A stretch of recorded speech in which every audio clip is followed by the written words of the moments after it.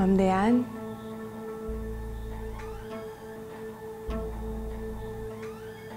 Ma'am Dayan, sana naman ho, huwag niyong isipin na si Nanay yung kumuha ng kwintas niyo. Hindi ho namin gawain yun. Ma'am, maniwala naman ho sana kayo.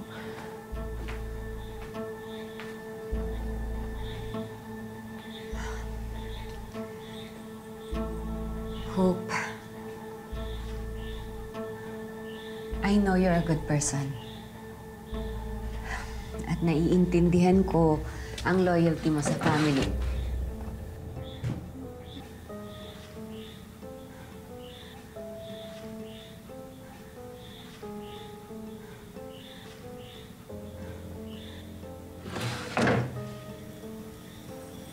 Oh no.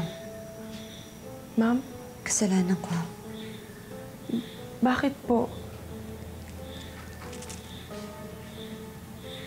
Nakita ko na yung necklace ko. Salamat naman ho, ma'am. Kinabahan po ako dun. Baka hindi ko alam na nalagay ko dun sa drawer eh.